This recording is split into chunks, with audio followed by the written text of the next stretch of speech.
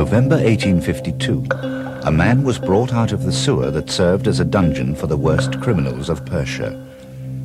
His crime was to claim that society must change.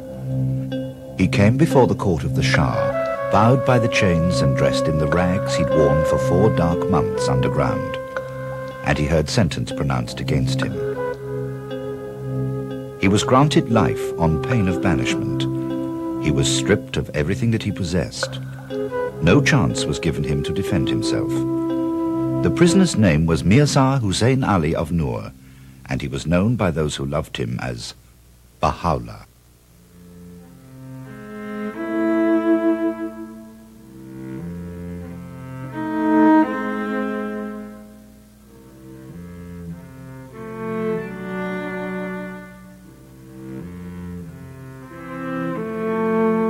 Baha'u'llah was a nobleman with revolutionary ideas. He was a prince who defended the oppressed, and many called him the father of the poor. It was because he posed a puzzle to Persian society and was a threat to power that he was exiled on foot and dispossessed of all across the mountains from Tehran to Baghdad, the first of many banishments. But the king who banished him did not know that this prisoner carried a secret more weighty than his chains.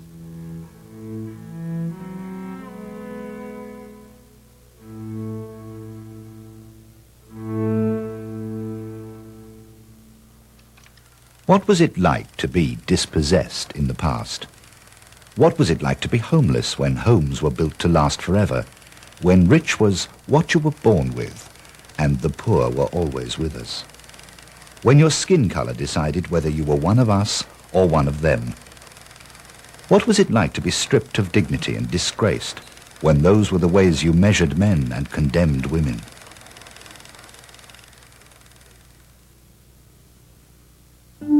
When Baha'u'llah was exiled in 1852, he was among the dispossessed of the earth, the rejects of society, stripped of dignity, deprived of belongings and doubtful of themselves.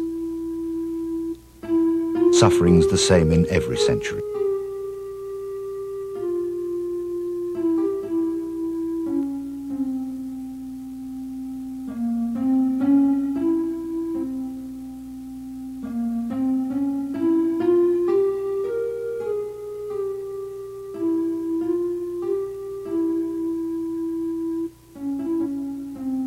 We found no more than a handful of souls, faint and dispirited, nay, utterly lost and dead.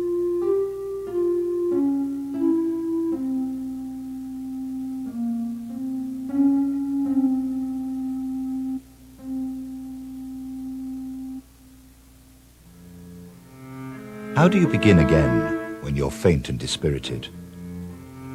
Where do you find the courage to continue when the spirit is lost and dead?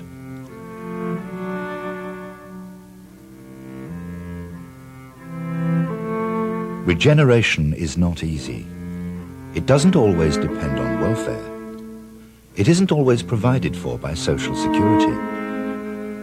Something more than a paycheck must revive the heart, resuscitate the soul.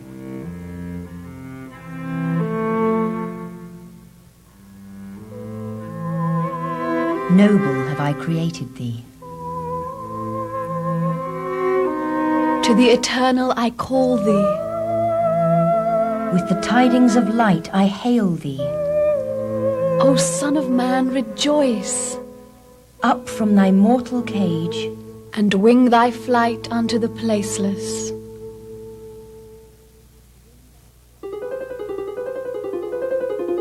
Guided by Baha'u'llah, the exiles in Baghdad revived.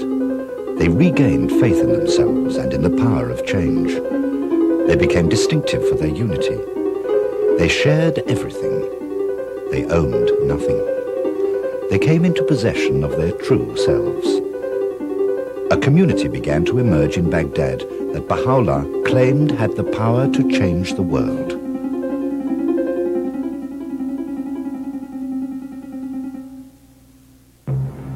Power in the 19th century generally moved in one direction, from up to down. Leadership was imposed rather than served the general good.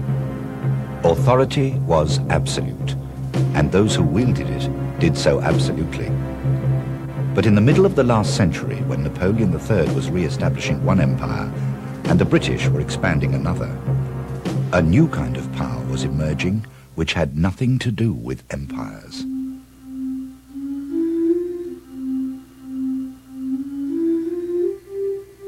Baha'u'llah became a guiding light in Baghdad, a leading authority. Everyone was going to the coffee houses to talk about him.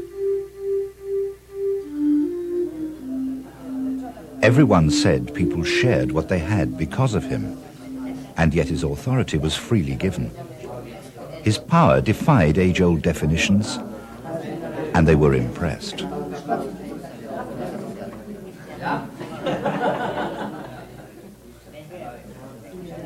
But he was envied as much as he was admired.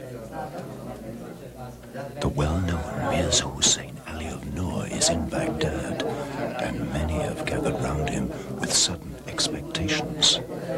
And soon the rumors began to circulate among government officials and ecclesiastic leaders.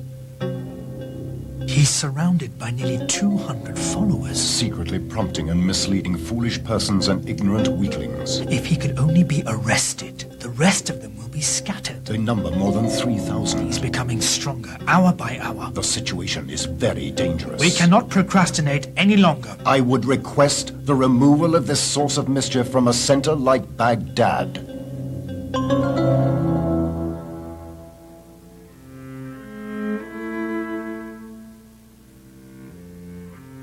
Another banishment.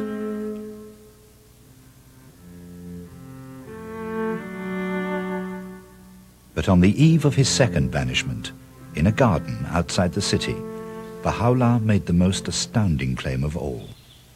I am come to you, O people, from the throne of glory, and bear you an announcement from God.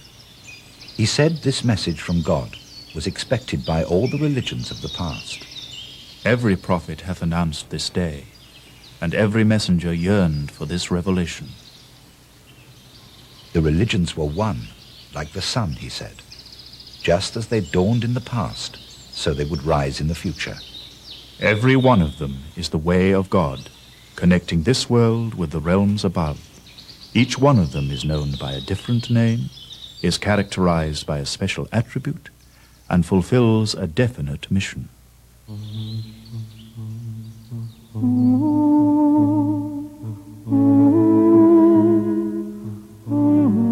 The purpose of his own revelation, he told his followers, was to shelter mankind beneath the tree of unity. This was the power that drew them together. This was the secret he had carried out of Persia. And it was going to change the world.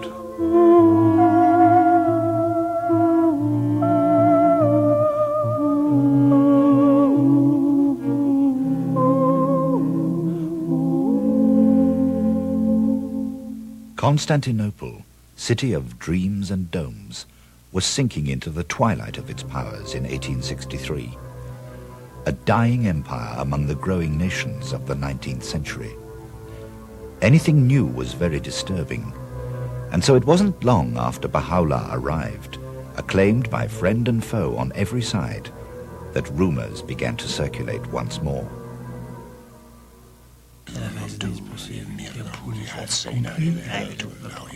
Informations have been acquired through numerous channels by the internet. In the face of these persons of proceedings, consideration worthy of complete credence. negligence and lack of prudence on the part of the Persian It will government not to do to disregard. leave Mirza Hussein Ali there, or to allow fuller scope to his mischievous ideas and probable Orders should actions. be issued that the cause and root of the mischief be arrested. By December 1863, within 4 months of his arrival, Baha'u'llah received orders to leave.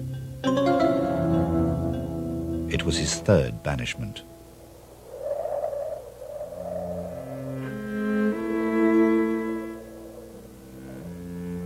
Another winter, another journey. They traveled under armed escort and on foot, with forced night marches through freezing rain and fog. A cold of such intensity prevailed that year that none could recall its like. To melt water from the springs, a great fire had to be lit, and kept burning for hours.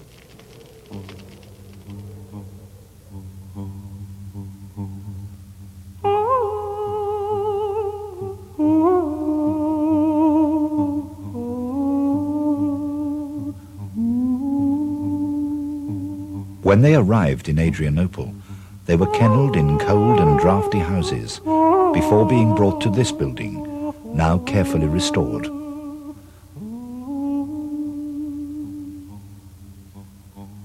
It was here that Baha'u'llah was poisoned by those who were envious of his power, and from here that he sent his first challenge to the rulers of the world. It was an outrageous thing to do by any standards. He was a prisoner, an exile. They were emperors and kings. But he had a mandate to fulfill. And a different kind of power. O king, I was but a man like others, asleep on my couch, when the breezes of the All-Glorious were wafted over me, and taught the knowledge of all that has been. This thing is not from me, but from one who is almighty and all-knowing.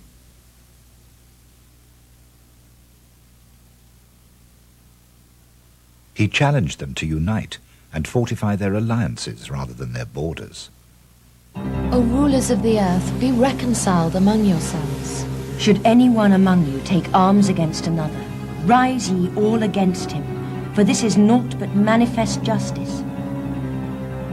He warned them against fundamentalism and intolerance. Religious fanaticism and hatred are a world-devouring fire, a desolating affliction, whose violence none can quench. He urged them to distribute wealth more evenly. Overstep not the bounds of moderation. Some possess of an affluent fortune, whilst others are in abject poverty. He drew their attention to human rights. Denied this right himself, he became the advocate of all who suffered from injustice. Know ye not why we created you all from the same dust? If ye fail to safeguard the rights of the downtrodden, what right have ye to vaunt yourselves among men? Finally, he warned the kings and rulers that if his solutions were ignored, the consequences would be dire indeed, for them and for their people. And his words have been echoed by the rest of us ever since. How long will humanity persist in its waywardness?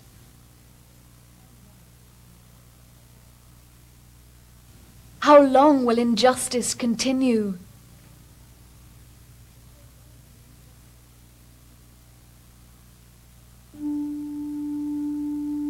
How long is chaos and confusion to reign amongst men?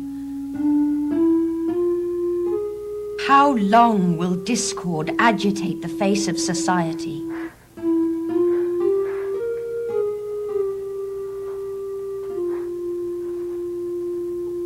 But the rulers at that time took no heed of his warnings.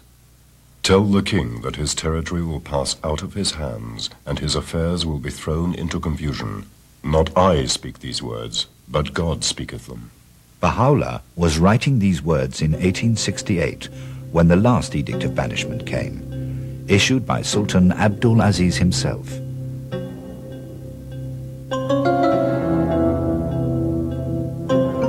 One morning, early, the house was surrounded by soldiers.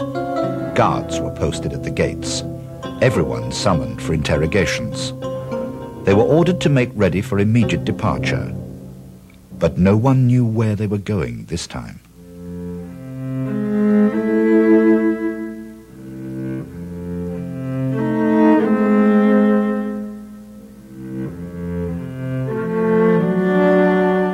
The glory of the God of Israel came from the way of the east, like a noise of many waters. By a strange twist of fate, Baha'u'llah, who claimed to be the return of God's messengers and the fulfillment of their prophecies, had been sent to the land associated with so many of God's messengers, and the focal point of so many religions.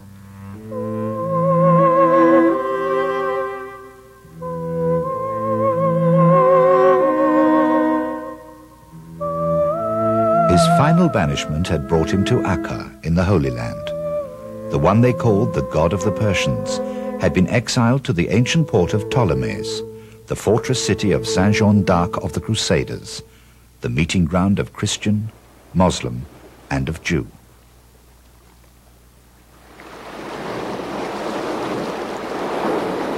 And here he was imprisoned for life among murderers and thieves in the penal colony of the Turkish Empire.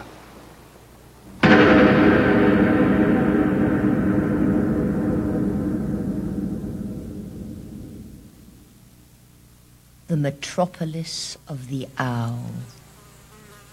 The most desolate of the cities of the world. The most unsightly in appearance. The most detestable in climate. And the foulest in water.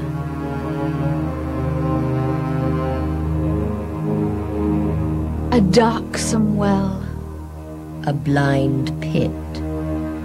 A place where no voice can be heard except the sound of the echo. Where all the gates of ease and comfort are shut against us, and thick darkness appears to have compassed us on every side.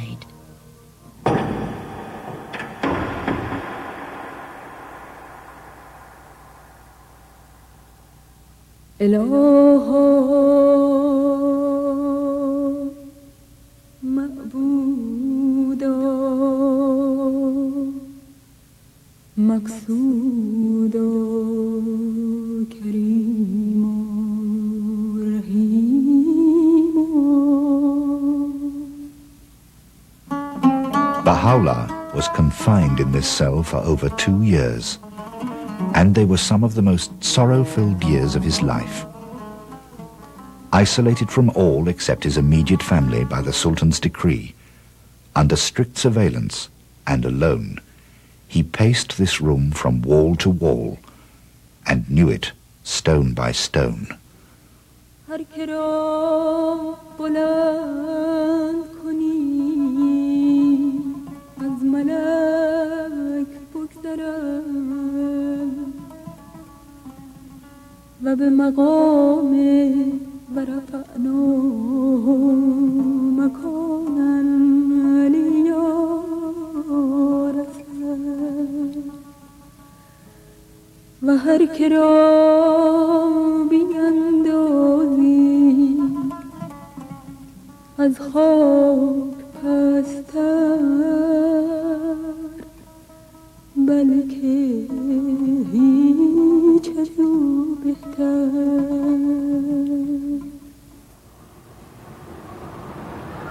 Baha'u'llah called Akka the most great prison. Many who'd walked for months to see him were turned away disconsolate from here and had to stand waiting on the sea wall for days, hoping to catch a glimpse of him or see his hand waving fleetingly at the prison window. It was during this lonely time that Baha'u'llah lost his youngest son, who fell fatally from the prison roof one summer's night. His broken body was tossed into a shallow pauper's grave, here, outside the city walls.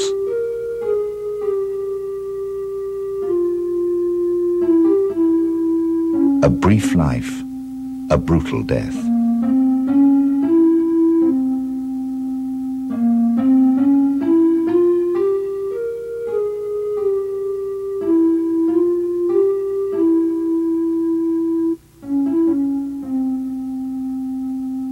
A senseless death, like so many others in our century.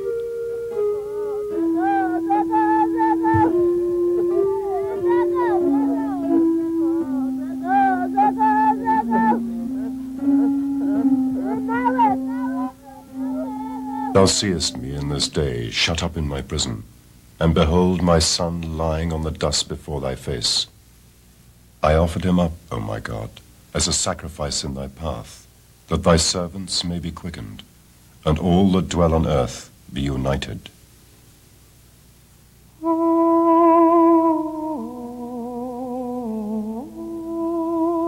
After almost a decade, though a prisoner still, Baha'u'llah was free at last to leave the fetid city and saw green again after so long and breathed again the vernal air.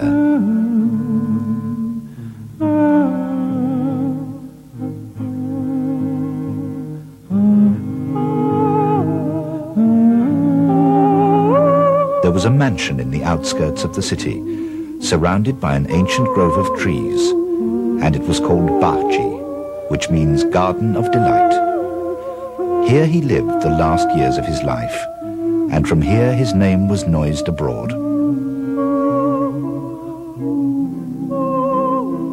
Some came to him for love, and some for envy. Many came for curiosity, and few for truth. But one rare visitor, an eminent scholar from Cambridge University, left us a unique portrait of the prisoner who would change the world.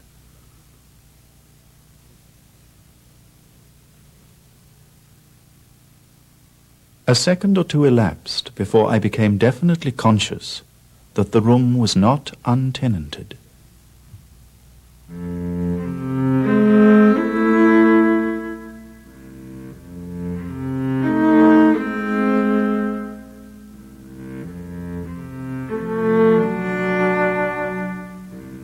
In the corner where the divan met the wall sat a wondrous and venerable figure. The face of him on whom I gazed I can never forget, though I cannot describe it. No need to ask in whose presence I stood, as I bowed myself before one who is the object of a devotion and love which kings might envy, and emperors sigh for in vain. A mild, dignified voice bade me be seated, and then continued, Praise be God that thou hast attained. Thou hast come to see a prisoner and an exile. We desire but the good of the world and the happiness of the nations.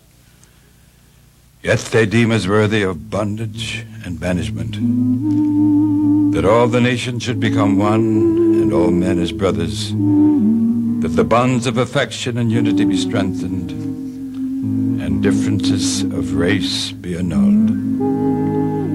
What harm is there in this? Yet so it shall be.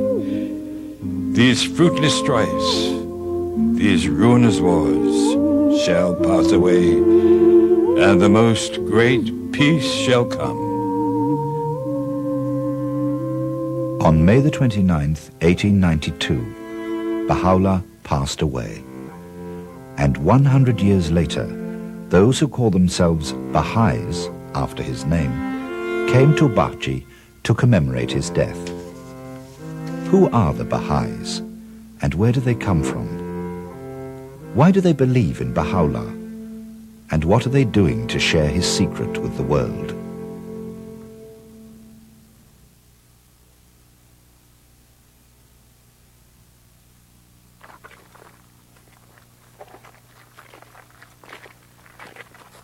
"100 years after his passing, the faith of Baha'u'llah has spread from Persia across the entire planet. There are Baha'is now in every country of the world. They believe that mankind is one. They say that religions are also one. And they have addressed themselves to questions related to the problem of prejudice, the balance of power, the distribution of wealth, and the need for peace.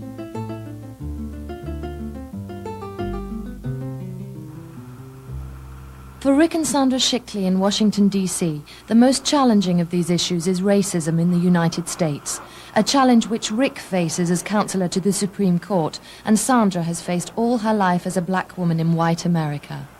The challenge for me is how do I do that? How do I raise a child who recognizes that she is a part of the world, that she's a part of the black race, part of the white race, because that certainly wasn't how I was raised. But that's what I want to do for my child. I don't want her to be ignorant of the racial differences that still exist, that there is racial separation and there are racial tensions, and that she shouldn't be ignorant of that. That's not the issue, but that she should understand that what we're working towards is a society where those differences are joyous and not causes of separation. For Mona Grieser and Carol Subert, two women who have chosen to work together in their professions, the challenge of raising teenagers begins with racism and goes far beyond.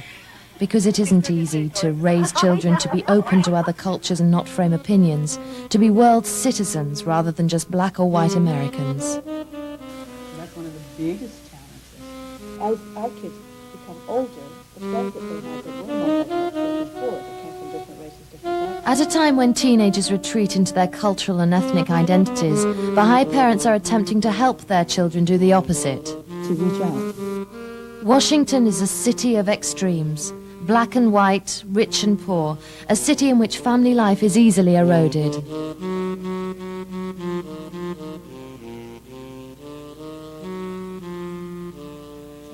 These women believe that Baha'u'llah helps them balance the extremes. Meanwhile, in Albania, poverty has reached extreme conditions that are hard to imagine in the rest of Europe. Ordinary people face a daily struggle against despair after 40 years of economic and political betrayal that have left them on the breadline.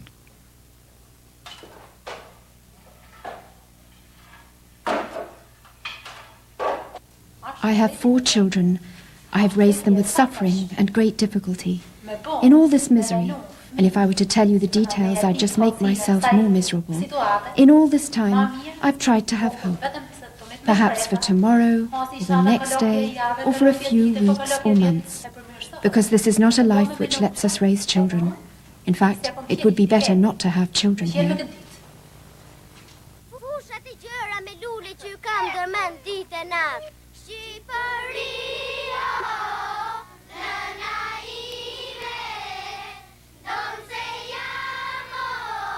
The challenge for Albanian Baha'is is to retain hope despite despair.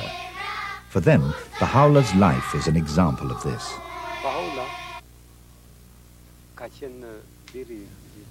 Baha'u'llah was the son of a minister in the court of Persia and had the opportunity to be a wealthy man, but didn't accept it. Instead, he dedicated his life to the service of humanity and to the poor for the unity of the human race. We too are poor, utterly poor. And this faith has given us enormous strength to cope with the difficulties of these times.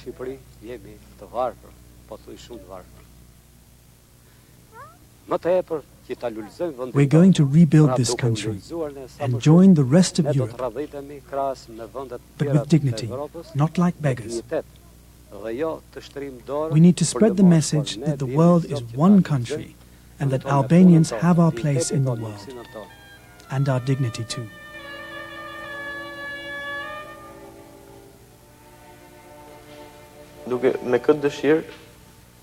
I have faith in God and hope for the future despite all the problems, because spirituality helps us rise beyond space and time. I accept the Baha'i faith because it's so modern. My dream, like my other friends in the Quartet Baha'i, is to spread the message of the faith through our music.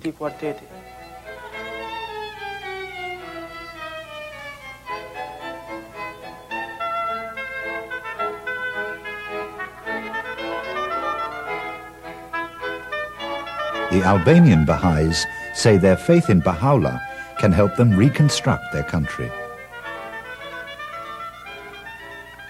In Liberia too, a country torn by civil war, belief in Baha'u'llah has given new energy to the Baha'i community, just as it did in Baghdad so long ago.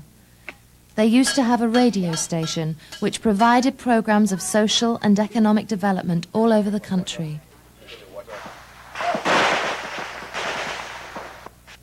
And I listened to Radio Baha all day long, and I liked it, and I love it. It helped farmers in their fields and women with their children. Do you sometimes listen to Radio Baha? Yes, all the time. How do you like it? I feel all right to it. And it was destroyed by civil war.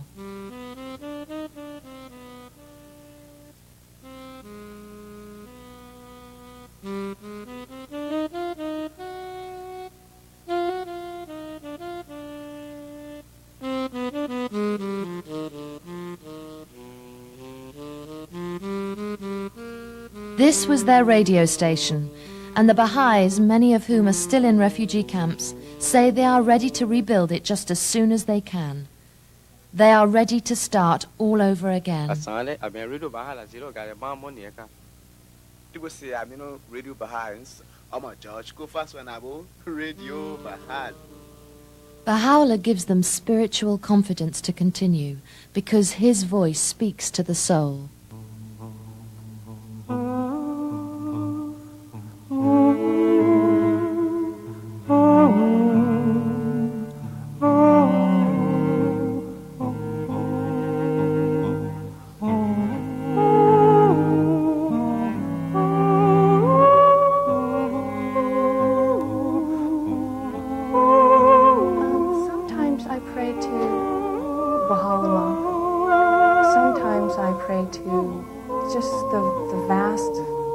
Above, it's in the air, and you feel there is a sense of being that will hear you.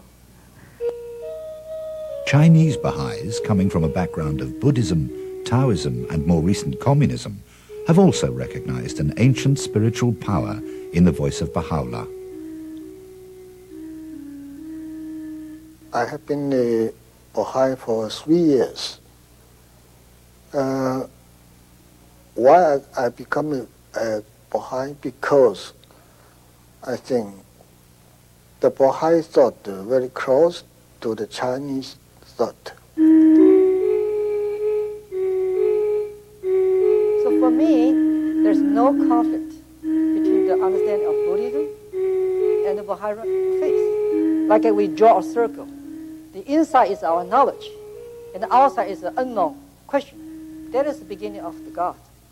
But that's something that the Marxism is lack of. I mean, they don't have a God. The younger generation, they start to realize the crisis. But on the other hand, currently, the Chinese younger generation, they are kind of the lost generation. The first time I heard about it is, I'm so happy. I was searching for religion, not only for myself, but also for China. Nauru is a painter whose work reflects the hieroglyphic language of his Nashi tribe. Baha'i and the Chinese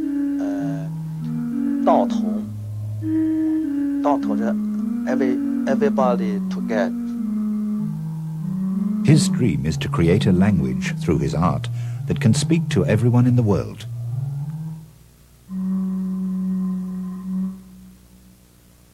Wu Tianming is known and loved as the godfather of Chinese film.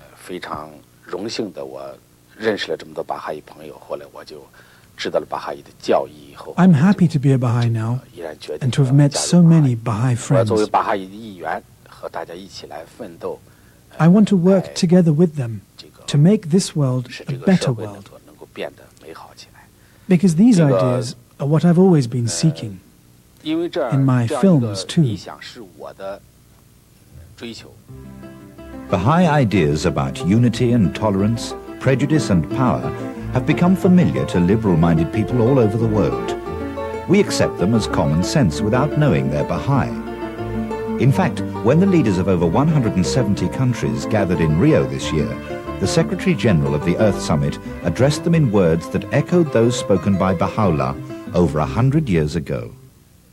All of us have our own little communities to which we have loyalty. We have our families. We have our nations. But we now have to enlarge the circle of our allegiance and our consciousness to include the whole planet and to realize that we are first and foremost Earthlings. We inhabit this planet as one family of human beings. Baha'u'llah was imprisoned and banished by the kings and rulers of his day because he challenged them to accept this very solution. The earth is but one country, and mankind its citizens. Our leaders face the same challenge today. Suffering is always the same, but the difference is that now we hold our leaders accountable for the solutions. Leaders are, after all, responsible people. And I believe that they will realize that they have, when they come together, a collective responsibility for the future of all the people on our planet that will override their temporary and their short-term preoccupations. I do have faith that these leaders are good leaders, that they will exercise their historic responsibility in real. We have to believe that. It would seem we have to believe something. But who or what should we believe?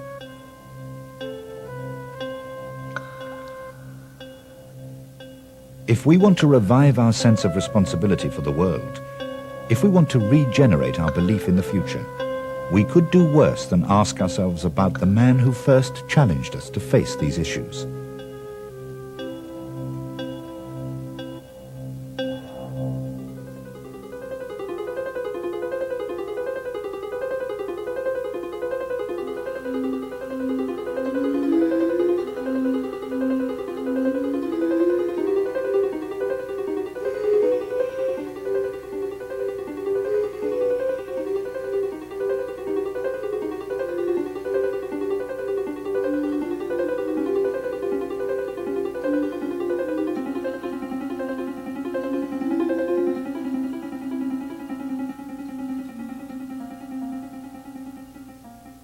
This year, the Baha'is are commemorating the passing of Baha'u'llah. They believe that he renewed the ancient covenant between man and the unknown. They believe his ideas are charged with a spiritual power that makes them more effective than mere reform. They revere him as the secret behind the changes in our century. Perhaps 100 years after his death, it might be timely to consider the nature of his power over the hearts of men.